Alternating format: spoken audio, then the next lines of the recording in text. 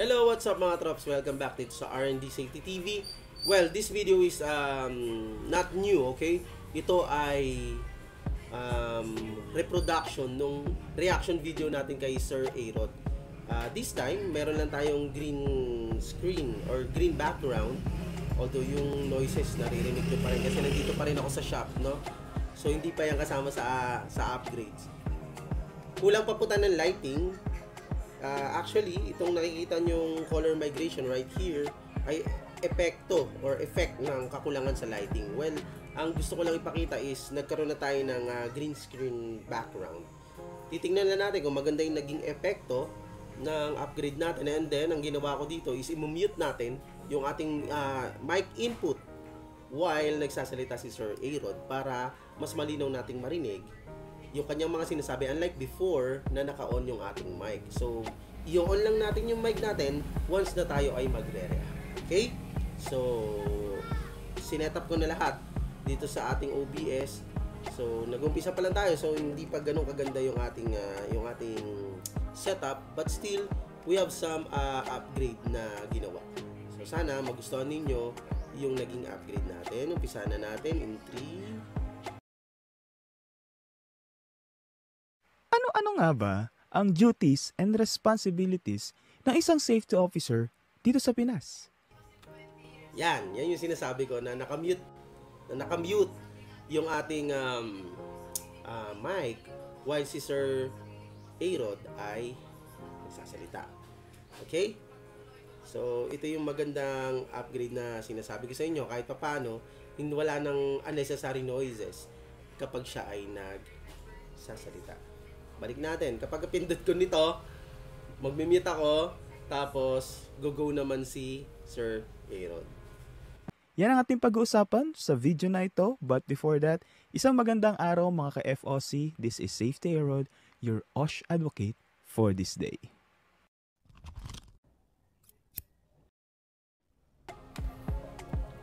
Siya nga pala mga trops, kung napapansin nyo ha, binago ko na rin yung interface before. Nandito ako sa taas. Pero ngayon, nandito na ako ngayon sa baba na box. Yung nilagay ko sa taas ay shoutouts. Kung napapansin nyo, yan, nandyan sa taas, shoutouts. And then dito sa kabila, yung ating logo ng R&D Safety TV. Yan. Kita nyo ba? Yan. Itong nasa baba, ito naman yung banner kung saan nagte-thank you tayo, what's up mga trops, parang greetings lang yan, no? Kasi syempre nakikinig din tayo dun sa mga feedbacks ng ating mga kaibigan, no? Shoutout kay Sir Ronel Santiago na kasi before yung setup natin is para siyang gaming interface yung ating layout. So hindi siya bagay dun sa ating teaching vlog. Ngayon, mas pinasimple natin itong kulay green na nasa background natin. Ito yung pinaka nakikita nyo sa kabuuan ng screen, yung pinaka background natin na green. Yan pa rin po itong nasa likod kong color yellow. Yung lagi natin ginagamit sa mga videos ko na safety first, okay? Pinalitan ko lang ng kulay for the added contrast dito sa ating yellow background. Okay, para hindi naman siya monotone yung itsura niya. Okay? So, yun lang yung mga naging upgrades natin. Sana ma-appreciate nyo mga trops kahit konti. Okay? Let's proceed.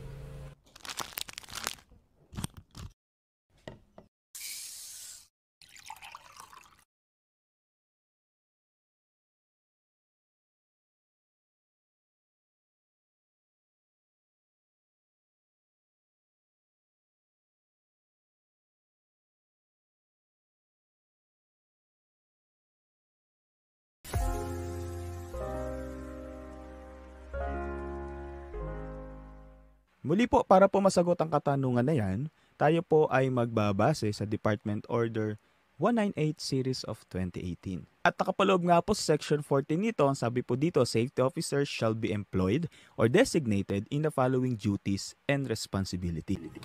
Okay, yan, pag-react na tayo dyan before sa nakaraan nating video. Kung napapansin nyo, mga trops, nagsasalita siya, wala kayong ibang naririnig. Actually, habang nagsasalita si Sir A-Rod, may dumaan tricycle sa tapat ng shop. Okay? Pero hindi nyo narinig. Pero ngayon, ay may maririnig kayong mga extra noises kasi nga po, nandito tayo yan, like yan, tumaan ngayon yung motor. Kasi nga, naka-on yung mic natin. Kasi nga, hindi ideal yung area natin. Nandito ako sa shop ko ngayon, sa design prints. At syempre, wala naman tayo ibang choice kung hindi mag-vlog dito kasi nga, wala naman tayo ibang lugar. No? Unlike dun sa office, kapag nag-vlog ako dun sa office, tahimik dun.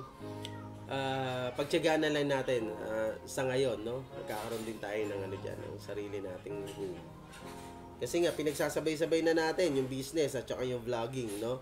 By the way, mga trops, bago ko makalimutan, itong channel natin, although ito ay R&D Safety TV, may ibang mga videos kasi dito na minsan pumapasok yung business ko eh. Mga videos ko sa business, mga videos ko sa gala, mga videos ko sa church. Well, ang gagawin na lang natin para hindi kayo malito mga trops kapag kayo pumupunta sa channel ko, ilalagay ko na lang siya sa isang playlist. Like ito, kung napapansin nyo, meron akong playlist dyan na R&D safety topics. Kung gusto nyo manood ng mga safety topics, pipindutin nyo lang yung playlist na yun. Nandun lahat ng safety topics natin. Kapag gusto nyo panoorin naman yung sa design prints, yung aking business o sa aking clothing line, maglalagay na lang din ako ng another playlist for that. Kasi nga, ang hirap gumawa ng dalawang YouTube channel at parehas mo silang babantayan. Sa Facebook pa lang, napakahirap na. Sa TikTok pa lang, ang hirap na rin. Ay, mahirap pagsabay-sabayin and then may work ka pa. Okay? Pero syempre, kailangan natin mag-grind. Ganun na lang ang gagawin natin. So, pakipagtiyagaan nyo na lang po muna mga top. So, pasasaan din at magiging expert din tayo dito sa field natin. Okay, let's proceed. Dito na po natin makukuha yung mga kasagutan sa madalas po nating marinig na mga katanungan ng ating po mga kasamahan. Gaya na lamang po ng, saan ba ako magsisimula? Ano ba yung gagawin ko bilang isang safety officer? First time ko po sa site, ano po ba yung dapat kong gawin? Ano po ba yung dapat kong unahin? Makakatulong po sa inyo. Ito po ang ating pag-uusapan sa araw na ito. Meron po ditong binanggit na 4 na duties and responsibilities ang isang safety officer dito po sa Pinas. At una na nga po dyan, oversee the overall management of the OSH program. Yan. Kung hindi nyo pa napanood yung video before, sinasabi dito ni Sir Arod na kailangan may coordination tayo sa safety committee, no? Yung safety committee, yan po yung mga pinagsama-samang taga iba't ibang department at iba't ibang representative from other departments na yung mga personnel, kadalasan key personnel eh. Mula sa pinakamataas hanggang sa pinakamababa. Pati kung may union kayo dyan, kasama din po dyan. Kailangan nyo kasi silang nakakausap. So, let's hear si Sir Arod po kung ano sasabihin. Coordination with the OSH committee. Meron pong 2 mahalagang bagay pong muli ang binanggit dito. Ang una po, sabi po dito, no, oversee the overall management of the OSH program. Para po malaman natin kung ano po yung ating pangangasiwaan, kung ano po yung ating ipapalakad, kung ano po yung ating susundin, kung ano po yung ating gagawin bilang isang safety officer po sa ating workplace. Hanapin po natin kagad yung ating OSH program. Pangalawa ho, sinasabi po dito, in coordination with the OSH committee. Hindi po nangangahulugan na kung tayo po ang safety officer, sa atin na po lahat. Hindi po nangangahulugan na kung tayo po yung safety officer, bahala na ako or bahala na po tayo. Hindi po. Ipapatupad po natin kung ano po yung nasa OSH program. In coordination, ibig sabihin, katulong kabalikat po natin ang OSH committee. Muli, kailangan po, sa unang araw po ng ating pagtapak sa ating workplace, hanapin po natin agad ang ating OSH program. At ipapatupad po natin ito, pangangasiwaan po natin ito, o meron pong tulong ang OSH committee ng ating kumpanya. Pangalawa, frequently monitor and inspect any health or safety aspect of the operation being undertaken with the participation of supervisors and workers. Dapat po nating maintindihan na yung pagmomonitor and pag-i-inspect po ng mga bagay na meron pong kinalaman sa safety and health doon sa ating workplace ay dapat po natin ginagawa. With the participation of the supervisors and the workers. Ano po ang kahalagahan nito? Una po sa lahat, si supervisor, siya po ang nakakaalam ng trabaho. Pangalawa, bakit po si worker? Bakit po kailangan ng participation ng isang worker? Kasi po, siya yung nagtatrabaho. Okay. Napakaganda nung point na sinasabi ni Sir Arod dito. Wherein, kailangan, kung mag-a-address ka ng isang concern, don't forget na makipag-coordinate ka sa supervisor na nandoon sa area. Huwag kang dediretso ka agad dun sa tao. Pero, but sometimes, we did that kasi nga, kung immediate ang kailangang maging action, dumediretso tayo sa tao, lalo na kung walang supervisor sa area. But, kung may supervisor doon, kailangan makipag-coordinate ka sa kanya, gaya ng sinabi ni Sir Arod, na siya ang nakakaalam ng trabaho, at kailangan mo rin makipag-coordinate dun sa tao niya na gumagawa mismo ng trabaho. Kasi, hindi lahat ng bagay alam ni safety. Tandaan nyo, ang ating trabaho ay i-oversee ang health and safety ng mga tao, pero technically, sila ang expert o sila ang mas may kaalaman doon sa kanilang ginagawa. So, coordination is a very critical point to be considered kapag kayo ay nag-a-address ng isang concern. Okay? Siya po yung mas expose. Siya po yung gumagawa ng trabaho. Bilang isang safety officer, para po maging maayos, maging maganda po ang resulta ng pagmamonitor natin at pag-i-inspect, marapat lamang po na meron pong tulong ng isang supervisor at worker.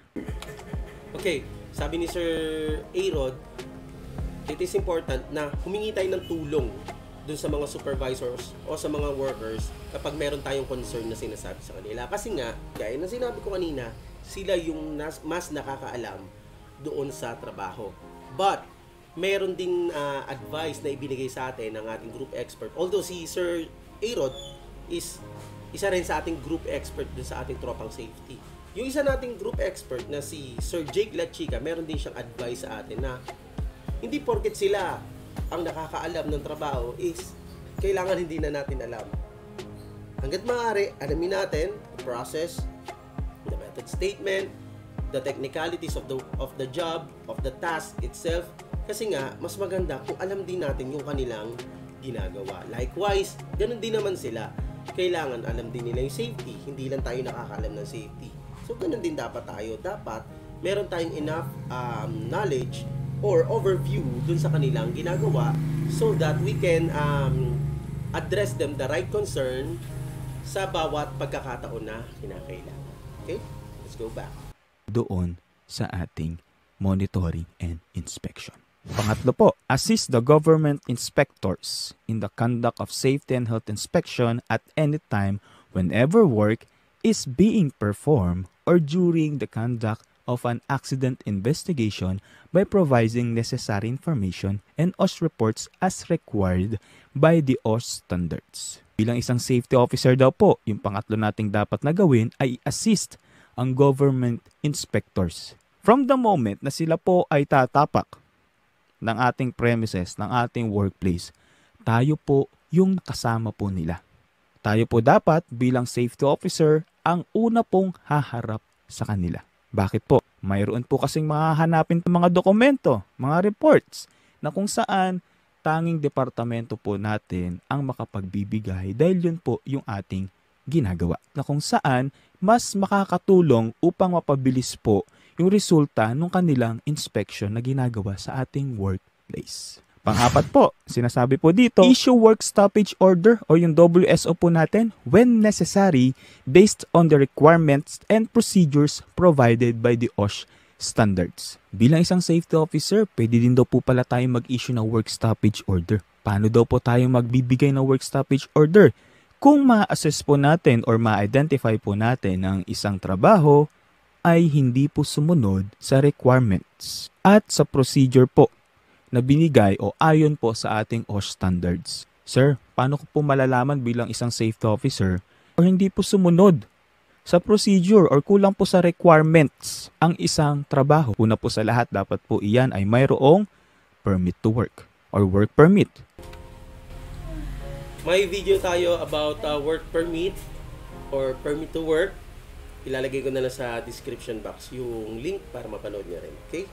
Kung ano yung importance ng permit to work. May mga nakapaloob na po tayong requirements na nandyan. Ano-ano po yung mga dokumento na yon?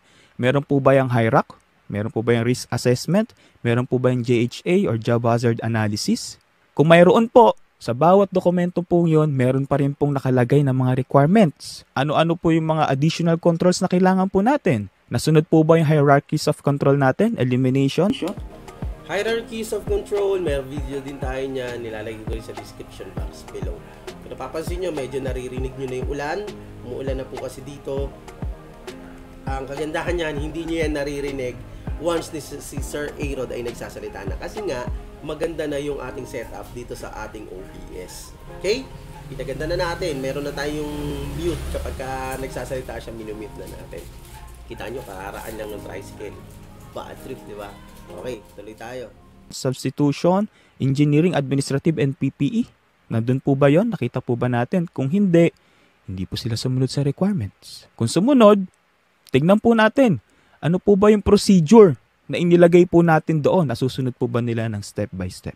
Under po ng ating OSH standards, marami pong rules na nandyan. Meron po tayong rules for construction, scaffolding, electrical safety, for machine guarding, for hot works. No, tignan po natin kung yung ginawa po ba na standard operating procedure ay naangkop po doon sa mga rules na yon na under po doon sa ating OSH standards. Kung nakatulong po sa inyo ang video na ito, maaari po na pakiclick ang subscribe button at pakidami na rin po ang bell for notification para po lagi kang updated sa mga susunod pa natin na videos. Muli po, this is Safety A-Rod. Lagi po nating tatandaan, ang gamot sa pagkalimot ay laging paalala at ligtas ang may alam. Okay.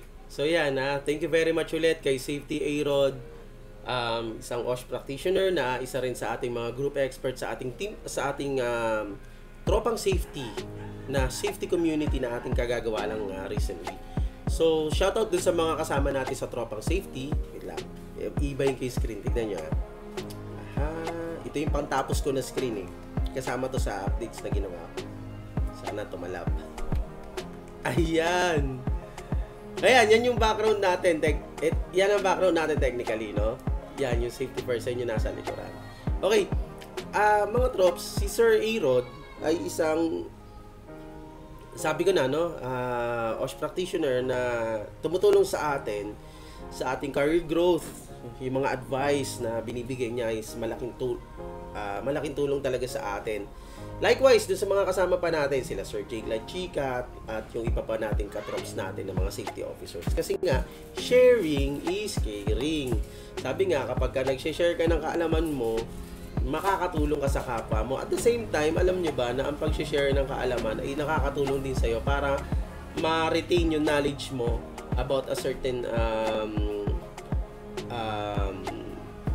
topic or isang bagay na dapat ay lagi mong nasa isip. Kasi kapag yan ay tinuturo mo, mas naaalala mo. Kaya rin namin ginagawa tong mga YouTube channel na to is for us to maintain our knowledge or para laging refresh ang aming kaalaman pagdating sa safety. 'Di ba? Kasi kapag hindi namin pinractice yan, sabi nga ni Sir A-Rod, ang tao nakakalimot, pero ang gamot sa limot ay paalala. There are times na kami mismo nanonood mismo sa mga videos namin para lang maalala kung ano yung tinuro namin. Ganun din, nanonood din kami sa mga videos ng isa't isa, sa mga videos ni Sir A-Rod, sa mga videos ni Sir Jake Lachica, at iba-iba pa. Okay? So, sana nagustuhan ninyo itong upgrade na ginawa ko sa aking vlog. May mga bagay-bagay pa tayo na i-upgrade siya, like yung lighting natin and then the microphone system, kasi nga itong mic natin is nakarekta sa ating action cam na ginawa kong webcam. Okay, so sa tingin ko naman mas maganda tong action cam na gawing webcam kasi mas malinaw siya kumpara sa isang ordinaryong webcam kasi HD to So ngayon nga lang medyo hindi maganda yung quality niya because of the poor illumination or lighting. Okay? So, pasensya na kayo kung minsan hindi ako napapatingin sa lens ng camera kasi nga tinitignan ko rin yung sarili ko dito sa computer screen. Okay? So, ang kagandahan dito, siguro mga troops, next time tuturuan ko rin yung mga iba like si Sir Jeffrey Escalona, nagpapaturo kung paano gumamit ng OBS. Actually, hindi po kayo expert. Ngayon lang din ako natuto.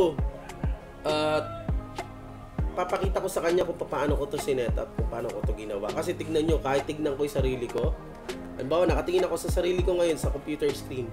Mukha akong nakatingin dito sa area kung saan nagsasalita kanina si Sir Aerod. So, dual purpose siya. Nakatingin na ako sa akin, nakikita ko maayos yung itsura ko. At the same time, ang itsura niya is nakatingin ako doon sa screen wherein nagsasalita yung ating guest speaker. Okay? Although yun ay downloaded file na ipinagpaalam ko sa kanila para magamit natin. Maraming salamat sa aking mga kasama dyan sa Tropang Safety. At sana dumami pa po tayo at magtulungan tayong lahat para mapaunlad ang ating safety culture dito sa Pilipinas at sa ibang parte ng daigdig. So mga trops, sana nagustuhan nyo yung video na to at lagi nyo tatandaan na dito sa R&D Safety TV, we don't just vlog, we teach. At basta R&D Safety TV, safety first.